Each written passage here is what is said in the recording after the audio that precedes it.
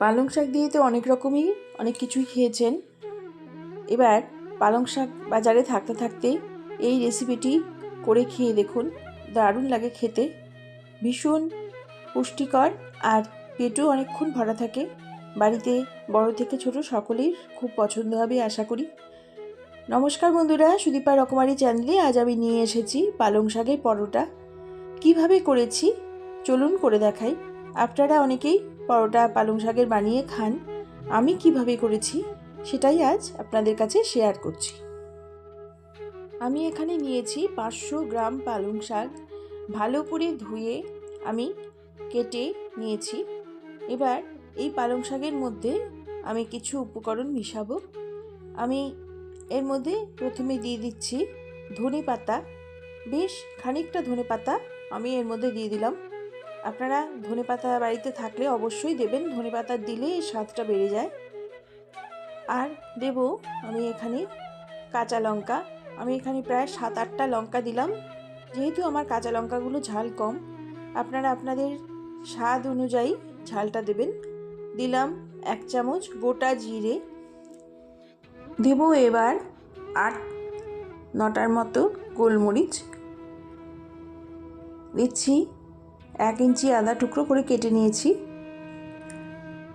আর দিচ্ছি টক দই, কিছুটা টক দই, হাফ বাটি মতো, ছোটো বাটির হাফ বাটি মতো টক দই দিয়ে দিলাম।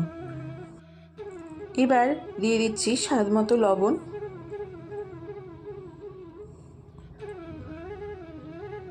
এবার এটা আমি মিক্সিতে পেস্ট করে নেব, একটু জল না দিয়ে। দেখুন পেস্ট করে নিয়েছি, এরকমই হবে। এর মধ্যে এবার আমি আটা মেশাবো। এই ছোট কাপটা মেপে আমি আটা দিচ্ছি। আমি মোট এখানে 3 কাপ আটা দিলাম, আর দেব এই কাপটা মেপেই 1 কাপ ময়দা। এবার আমি ভালো করে মিশাবো। তার আগে দিয়ে দিচ্ছি হাতে একটু ঘষে নিয়ে জোয়ান। অবশ্যই জোয়ানটা দেবেন, জোয়ানটা দিলে এটা তাড়াতাড়ি হজম হয়ে যায়, আর জোয়ান দিলে খেতেও খুব সুন্দর লাগে। এখন ভালো করে মিশিয়ে তারপর মেখে নেব। আপনাদের যদি মনে হয় ওর মধ্যে আরও আটা লাগবে, তবে আরও আটা দিতে পারেন। এইভাবেই মেখে নিতে হবে। এবার আমি লেচি কেটে নিয়েছি, একটু আটা নিয়ে বেলে নিচ্ছি। এইভাবে বেলে নেব, যেমন করে রুটি বেলে সেভাবেই বেলে নিচ্ছি। আমি ত্রিকোণা করে পরোটাটা বেলছি না, আপনারা ইচ্ছে করলে ত্রিকোণ করে পরোটাটা বেলতে পারেন। আমি গোল করেই বেলে নিচ্ছি। বেলা হয়ে গেছে, গ্যাসে এবার ফ্রাই প্যান বসিয়ে আমি পরোটাটা দিয়ে দিলাম। একটা দিক ভালো করে সেঁকে নিয়ে আমি প্রথমে উল্টে নিয়ে পরের পিঠটাও ভালো করে সেঁকে নেব। এবার আমি তেল দেব। আমি সাদা তেলেই পরোটাটা ভাজছি, খুব বেশি তেল কিন্তু লাগে না, অল্প তেলেই এই পরোটা ভাজাটা হয়ে যায়। দেখুন একটা দিক আমি তেল দিয়ে এবার উল্টে দেব, দিয়ে ওই দিকের পিঠটাও আমি আবার একটু করে তেল দিয়ে একইভাবে ভেজে নেব। এইভাবেই পরোটাগুলো আমি সবকটা ভেজে নেব। আপনারা ইচ্ছে করলে তেল দিয়ে না ভেজে এমনি রুটির আকারে করেও খেতে পারেন, তাতেও ভীষণ ভালো লাগে। আমি সামান্য তেল দিয়ে ভেজে নিচ্ছি। ভীষণ পুষ্টিকর এই পালং শাকের পরোটা।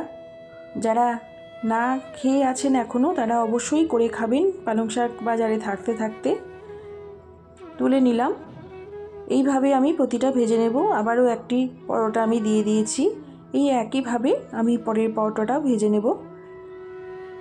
একটা পিঠ ভালো করে হয়ে গেলে উল্টে দিয়ে অন্য পিঠটাও ভালো করে সেঁকে তেল দিয়ে আবার উল্টে পরের পিঠটা ভেজে নেব। এইভাবেই সবকটি পরোটা আমি আস্তে আস্তে করে ভেজে নিচ্ছি।